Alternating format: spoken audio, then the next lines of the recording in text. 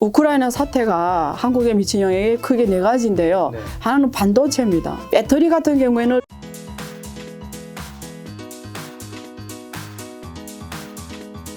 러시아랑 우크라이나 네. 사태로 인해서 한국 증시가 보니까 지금 오늘이 코스피가 2648, 네. 마이너스 2.6%, 코스닥이 848, 마이너스 3.33%, 네.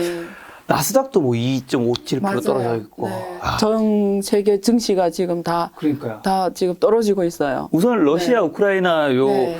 전쟁 긴장 고조 네. 어떻게 보고 계신가요? 일단 지금 아마 한국 언론에 지금 나가는 것이 러시아 침공. 내가 네. 오면서 택시 타고 오면서 보니까 러시아 침공 이렇게 떴고, 맞아요. 그다음에 한국 문재인 대통령이 제재에 동참한다. 네. 지금 이렇게 떴거든요. 네. 사실 그 미국, 영국, 일본은 이미 제재를 시작했고요. 예, 그래서 그 제재의 주요 그 포인트가 네. 개인 중심이에요. 러시아인들이 특별 개인들이 있잖아요. 아직 그 푸틴 개인한테는 아니지만 어쨌든 개별적인 지금 뭐 비자라든가 뭐 이런 제재는 하겠다 이렇게 지금 돼 있는데 이번에 한국도 지금 보니까 하겠다고 이렇게 돼 있는 것 같아요. 그래서 지금 언론에 나가는 거는 러시아 침공이라고 나오는데 아마 모르시는 분들은 네. 전쟁이 일어났고 우리가 늘 걱정하던 그 미국의 바이든 대통령이 네. 늘 전쟁이 난다 하는 그 전쟁이 일어난 줄 알고 있는데 저는 사실 그렇게 안 봐요. 아닌가요? 아니 저는 그러니까 제가 지금 설명드릴게요. 그렇게 생각하죠. 전쟁이 났다고 생각하죠. 그러니까요. 예, 그러니까 기사도 그런 식으로 줘. 예, 기사 다 그렇게 나가서 제가 지금 말씀드리는 거예요. 그래서 전쟁이 났다라는 표현보다도 이게 사실 조금 그 배경을 알아야 되는데 2014년에 그 러시아 같은 경우에는 당시에 그 크루지아 크림반도 지역 거기를 점령하죠. 그래서 14년에 사실 크루지아 전쟁이 일어나면서 그때 당시에도 증시가 대폭락을 했거든요. 근데 그때 당시에 사실 우크라이나에 속하는데 거기 두 개 지역이 있어요. 도네츠크와 루간스크, 우리가 돈바스라는 지역이거든요. 그 돈바스, 크림반도의 돈바스 지역이 사실은 독립을 하려고 했어요. 그래서 그때 막 독립을 막 선언하고 이랬거든요. 왜냐면 거기는 주로 친러시아 세력이에요. 그래서 걔네들 독립을 선언할 때 이때 누가 지지의사를 밝혔냐면 러시아, 독일, 프랑스가 지지의사를 밝혔어요. 그래서 그때 맺었던 협의가 뭐냐면 영어로 민스크 어그리먼트라고 해서 민스크 합의라고 하거든요. 그래서 그때 민스크 합의가 체결이 된 거예요. 그래서 민스크 합의는 쉽게 말하면 프랑스하고 독일이 이 돈바스 지역 두 개, 도네츠크와 루간스크에 대한 독립을 지지하는 이런 내용이에요. 그래서 서방하고 러시아가 이렇게 좀 합의를 본 거거든요. 어떻게 보면. 그래서 실제는 거기는 독립을 선언했지만 실제는 누구한테 의지해서 돌아가면 러시아의 의지해서 돌아가는 거예요. 그래서 이번에 지금 침공했다라는 표현이 사실 정확하지 않은 게 그 러시아 푸틴 대통령이 선포한 내용은 뭐냐면 이 두 지역의 독립을 정식 승인하는 거거든요. 정식 승인했다. 그리고 자기네 군사를 주민을 보호한다는 명의로 그 지역의 만약 우크라이나가 지금은 침공할 확률이 높다. 우크라이나가 공격할 확률이 높아서 그 주민을 보호한다는 명의로 지금 들어간 거거든요. 그 지역의 평화 유지로 지금 들어간 거예요. 그래서 그거는 이 서방 세계나 이런 데서는 침공이라고 표현할 수도 있겠죠. 근데 사실 이번 그 우크라이나와 러시아의 이 사태에서 그 각 나라별로, 각 지역별로 계산이 좀 달라요. 그렇죠. 네.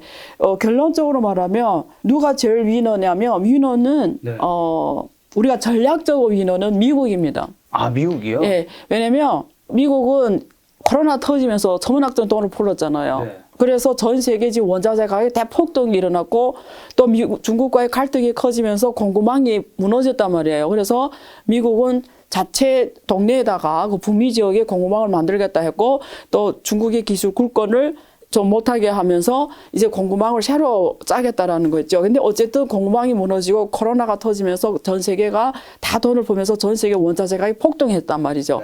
그래서 작년에 막 전기도 막 공급이 끊어지고 석탄 가격이 하늘을 찌르고 뭐 이런 일이 발생했잖아요.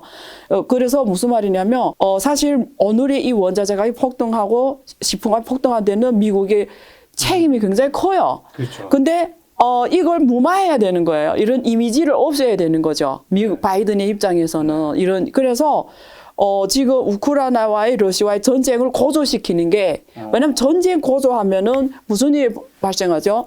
모든 생활용품과 식료품과 원자재 가격이 올라가게 돼 있어요. 폭등하잖아요.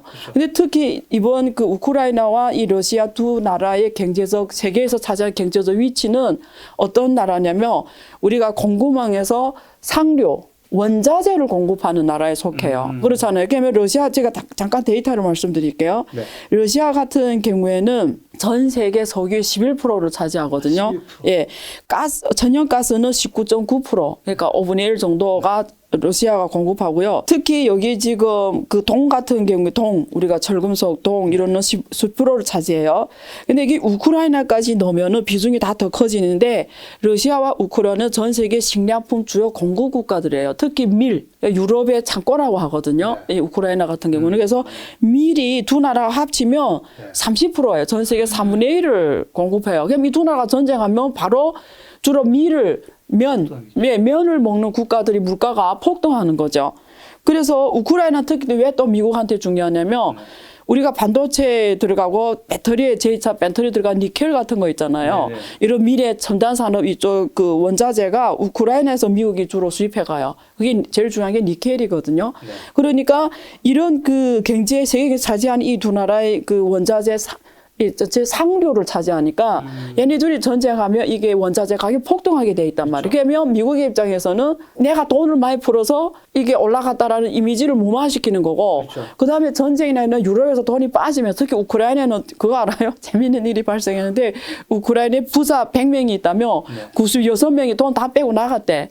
근데 4명이 못 나갔는데 왜 못 나갔냐면 범죄에 걸린 도박했거나 뭐 어떤 범죄에 걸려서 못 나가고 96명 다 빠져나갔다잖아요, 지금 부자들이. 그러니까 무슨 말이냐면 이렇게 전쟁 위험이 고조되면 돈들이 어디로 가죠? 안전자산 찾아가니까 주로 미국을 가는 거죠. 그게 미국은 얼마나 지금 바이든 정부에 지금 제일 해야 되는 일이 뭐냐면 이게 코로나 위기에서 풀었던 돈들을 걷어들이는 일이잖아요. 네. 그래서 금리를 올려왔단 말이죠. 그죠? 금리를 올려왔는데 그게 무슨 일이 나죠? 미국 내에는 돈이 부족하게 되잖아요. 근데 전쟁이 일어난다 이러면 전 세계 돈이 거기를 들어가죠. 그러면 미국은 점점 뭐죠? 금리도 올리면서 돈이 많은 거지. 이거는 일거양득이잖아요. 금리는 올리면서 돈이 많이 들어오니까 이거 전 세계 돈이 들어오게 되니까 너무 좋은 거고요. 그다음에 바이든이 잘 아시겠지만 지지율이 계속 떨어지고 있거든요. 맞아. 예, 이 바이든이 왜 올해 또 중간 선거가 있지 않나요? 예, 바이든이 왜 지지율 떨어지냐면 가장 치명적인 게 아프가니스탄에서 이렇게 철군하면서 미국 이미지가 굉장히 약해졌죠. 이 전쟁 이런 부담, 그러니까 전 세계에 주는 이미지가 뭐였냐면 미국은 전쟁할 여력이 없다라는 걸 준 거예요. 그러면 왜 푸틴이 지금 이랬을까요? 우크라이나를 지금 이럴까요? 딱 읽은 거예요. 바이든은 절대 전쟁할 여력이 없다라는 걸 읽은 거예요. 네. 그래서 저는 이번 이 사건을 어떻게 전망하냐면 거의 어제는 마무리된다고 봐도 될 것 같아요. 무슨 말이냐면 지금 이번에 독립을 동의한다고 지지한다고 러시아가 말했잖아요. 돈바스 지역에. 네. 그러면 원래는 정상대로 어떻게 하죠? 만약 바이든이 미국이 힘이 있었으면 나토와 미국이 파병해야죠. 거기를 가야죠. 때릴라. 그런 일이 없다고 푸틴이 자신하는 거예요. 왜 미국은 전쟁할 여력이 없다라고 보는 거예요. 그러면 나토라도 보낼 거 아니에요. 네네. 근데 나토는 누가 있죠? 독일, 프랑스 이런 나라들 있잖아요. 그렇죠. 근데 유럽은 또 경제적으로 러시아에 대한 의존도가 엄청 높아요. 가장 높은 게 뭐냐면 그 천연가스예요. 네. 천연가스가 유럽의 전체는 러시아에 대한 의존도가 40%인데 이 중에 일부 나라, 작은 나라 75%까지 의존하고 특히 독일이 중요하잖아요. 50% 의존해요, 러시아에. 그러면 나토를 동원하려면 프랑스, 독일 다 동의해야 되잖아요. 근데 프랑스와 독일은 러시아와의 경제 관계가 너무 밀접하기 때문에 빠지겠죠. 막 강력하게 못한다고요. 그러니까 푸틴이 읽은 거죠. 그래봤자 군대는 못 보낼 거다. 그러니까 와서 러시아가 막 정면 충돌을 못할 거라는 걸 푸틴이 읽은 거죠. 그리고 지금 바이든이 또 왜 우크라이나를 그때 이미 공개 표현했어요. 우크라이나 우리는 군대를 보낼 생각이 없다고 표현했거든요. 왜 그러냐면 우크라이나는 친중이에요. 거기 경제가 중국이나 의존도가 굉장히 높아요. 친중인데 결국 서방 쪽이 아니거든요. 이 이념이나 이런 쪽으로. 네. 원래 사회주의 나라였잖아요. 그러니까 들어갈 명분도 없어 사실은. 명분도. 그래서 애매한 거지. 어떻게 가서 친중이 나라를 또 가서 막 도와줄 수는 좀 애매하죠. 이게 또 결국 미국 국민이 전쟁에 이제 해모감을 느끼거든요. 맞아. 그러니까 이게 국내 위신도 또 문제고요. 그리고 중간 선거가 있기 때문에 이게 잘못 움직였다가는 근데 어쨌든 결과적으로 어떻게 되냐. 그러니까 푸틴이 이걸 읽고 내가 지금 저기 들어가도 일단은 전쟁은 안 일어난다고 생각한 거야. 나토하고 미국하고는. 그러니까 자신감 있게 한 거고요. 네. 그리고 왜 이렇게 미국이 전략적으로 위너냐. 천연가스 이런 쪽이 유럽, 아까 독일이 중국이, 러시아 50% 의존한다 했잖아요. 근데 어쨌든 이번에 이 러시아 우크라이나 사태를 보면서 유럽이 뭘 느꼈냐면 위기감을 느낀 거죠. 뭘 느꼈냐면, 나중에 전쟁이 나면, 왜냐면 지금 유럽의 군사는 완전 미국에 의존하는 거거든요. 근데 독일하고 프랑스는 큰 나라였기 때문에 옛날에 패권 국가였기 때문에 사실 중간에서 중간 역할을 하려고 했어요. 그래서 자기네 또 이 역사의 프라이드를 회복하려고 했는데 근데 군사적으로는 미국이 의존할 수밖에 없는 거예요. 그래서 이번 이 전쟁 위험을 경험하면서 프랑스, 독일이 다시 나토에 더 단합이 되는 그리고 미국하고 관계가 다시 끈끈해지는 그러면서 미국의 리더십이 조금 더 올라가는 이런 이미지를 구축하는 게 바이든이 목표였지 가서 군자를 팍 때리는 건 아니었단 말이죠. 그래서 그런 면에서 미국은 전략적 위너고요. 러시아는 전술적으로 위너다. 전략적 위너, 전술적 위너. 그러니까 그 비슷한 단어 같은데. 전략적은 안 다르죠. 전략은 어떤 큰 그림 속에서 이기는 걸 말해요. 큰 그림 뭐냐면 이제 그거죠. 원래는 유럽하고 러시아가 쿵짝쿵짝 관계가 되게 좋았죠. 독일하고 그 누구죠? 독일하고 러시아가 그 천연가스 관도도 지금 2차 깔려고 했잖아요. 근데 이번 기회에 못하게 한 거지. 만약에 그 독일하고 러시아가 바로 그 천연가스 관도를 실현했으면 확장 계획을 실현했으면 미국에 대한 에너지 의존도가 줄어드는 거죠. 그러면 에너지에 대한 의존도가 줄어지면 달러의 기축통화 역할도 약해지는 거죠. 그러니까 무슨 말이냐면 이런 큰 문제에서의 위너를 말하는 거예요. 전술은 요 코앞에 실제 매일 코앞에 생활 뭐 어떤 수단 이런 데서 위너를 말해. 그럼 왜 러시아는 전술적으로 위너냐? 아까 그거에 러시아의 최저 목표는 뭐였냐면 아까 제가 말씀드린 미인스키 어그리먼트, 미인스크 합의를 그대로 유지를 하고 그걸 현실화시키는 거였어요. 근데 미인스크 합의 내용이 뭐냐면 프랑스와 독일은 돈바스 지역, 도네츠크와 루간스크의 독립 선언 이런 쪽을 지지한다고 했죠. 그게 현실화는 공개적으로는 전 세계에 안 돼 있었어요. 근데 이번에 러시아가 목표로 한 거는 민스크 합의가 현실화되는, 다시 말해서 정말 독립 선언하는 거예요. 그러니까 이번에 지금 선언하게 했잖아요. 인정한다. 지금 이렇게 된 거죠. 그러니까 민스크 합의를 그대로 유지하고 현실화시키는 게 이 러시아의 목표였으니까 전술적으로 위는 거죠. 막 큰 그림 변화시키는 건 아니었고 그런 의미에서 말하는 거고, 그 다음에 의외로 위너가 누구냐면 생각 밖의 위너가 중국이죠. 중국. 예. 그 다음에 이란인 거죠. 이란. 왜 중국이 또 생각 밖의 위너냐면 원래 미국하고 중국이 막 갈등이 심해졌잖아요. 잘 아시겠지만 막 기습하고 난리 났는데 미국이 여력이 중국 쪽에 많이 없어져 버린 거죠. 이쪽에 지금 이렇게 발목을 잡혔다고 해야 되나, 혹은 전략이 좀 이쪽에 머리를 더 쓰게 되니까 그렇죠. 잠깐 중국과의 이 갈등이 조금 이렇게 시간이 벌게 되는 이 상황이 지고, 이란은 그냥 왜 또 지금 의외로 또 위너가 됐냐?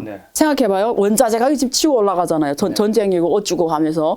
그러면 어떻게 하겠어요? 석유를 풀어야 되잖아요. 근데 바이든 오펙 국가들하고 이게 대화가 잘 안 돼. 이게 지금. 그러면 석유를 더 풀려고 하면 이란이 석유를 지금 봉쇄해놨잖아요. 못하게 했잖아요. 다른 나라 거래 못하게. 그러면 그걸 풀면 가격이 떨어지거든요. 공급이 늘어나니까. 그래서 지금 미국 내에서 그런 얘기 나온대요. 이란이 제재를 어서 좀 느슨하게 해야 되는 거 아니야. 이 석유를 좀 제재하지 말자. 석유 공급을. 뭐 이런 얘기 나온대. 그게 현실화될지는 모르겠는데, 만약에 이 사태가 계속 이렇게 가면 이란의 석유 제재가 좀 풀릴 수도 있다. 그런 얘기 드리는 거고요. 전략적으로 좀 루저는 프랑스하고 독일이죠. 프랑스하고 독일이, 특히 독일, 원래 그 러시아하고 천연가스 이 협력 확대였는데 지금 상황에서 어렵게 됐죠. 명분이나 이런 게 어렵게 됐고, 실제 미국이 또 압력을 줘서 미국이 제일 가스수로 공급하거든요. 미국 거 지금 사오라는, 그러니까 시장을 그쪽으로 미국 거 사가 막 이렇게 되니까 프랑스와 독일이 전략적 루저고요. 완전 루저는 우크라이나죠.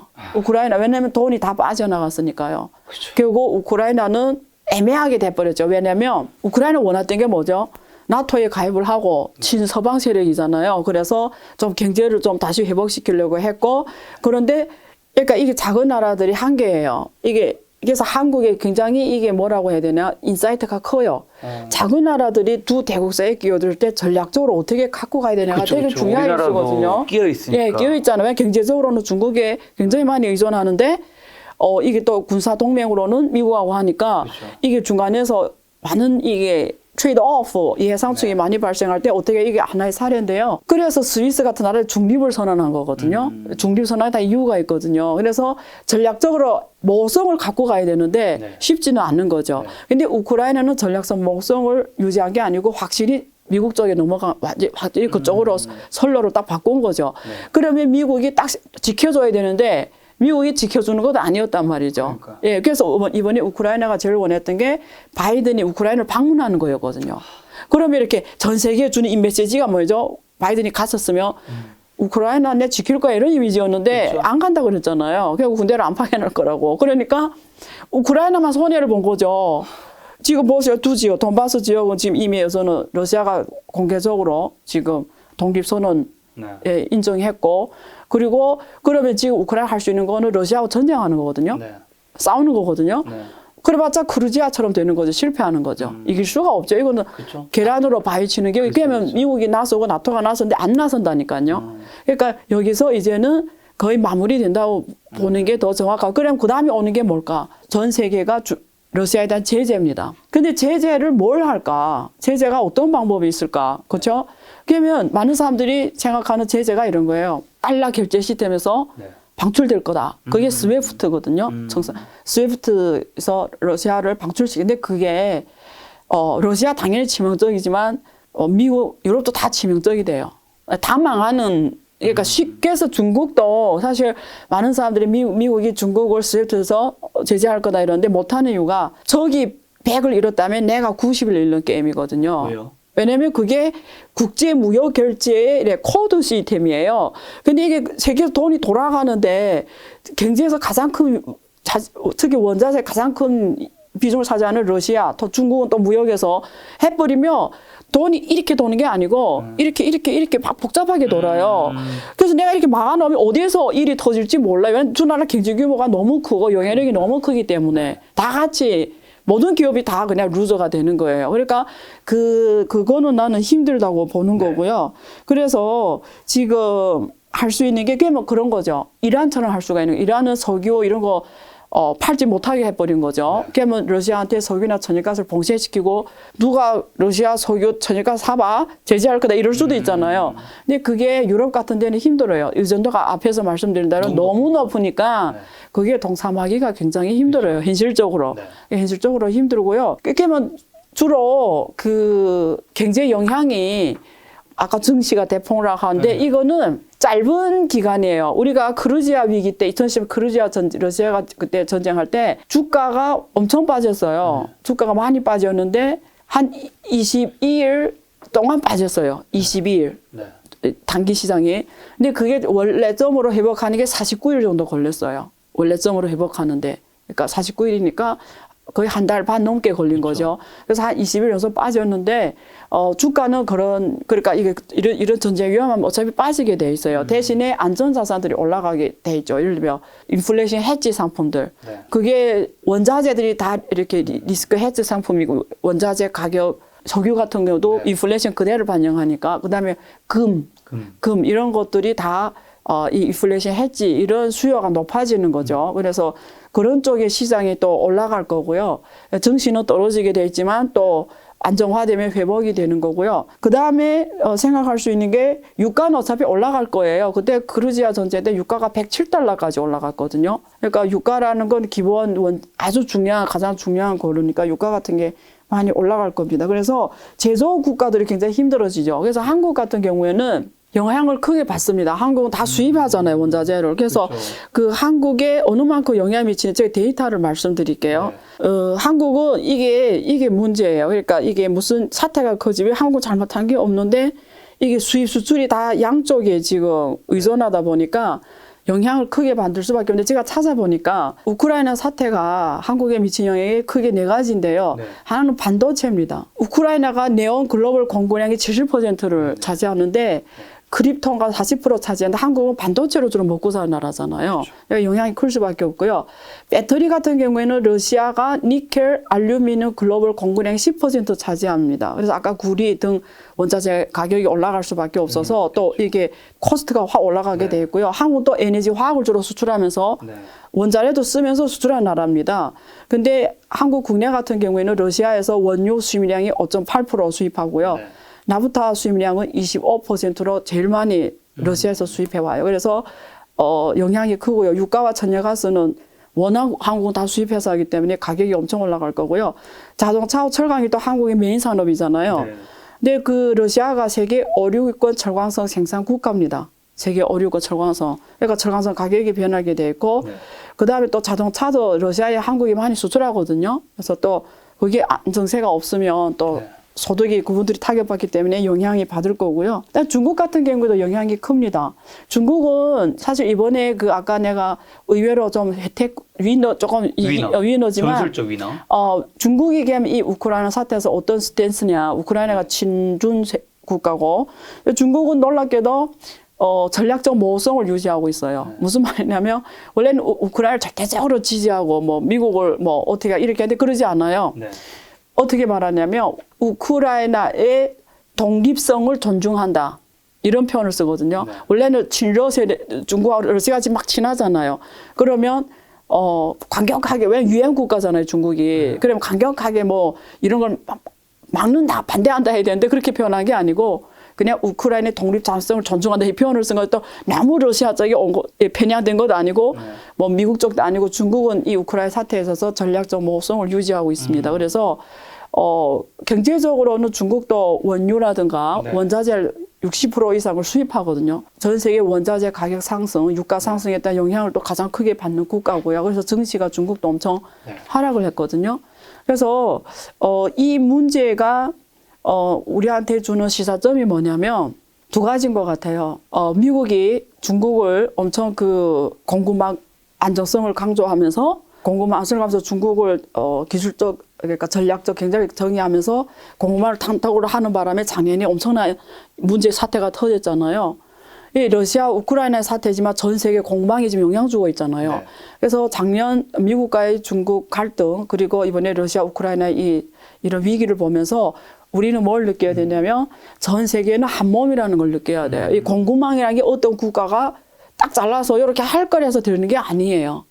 전 세계 주요 국가, 전 세계 경제를 움직이는 주요 국가들은 한 몸이 됐다라는 거예요. 그러니까 어느 하나 빠지기 쉽지 예, 그래서 이게 쉽게 뭐 어느 큰 나라가 자꾸 놀지 마.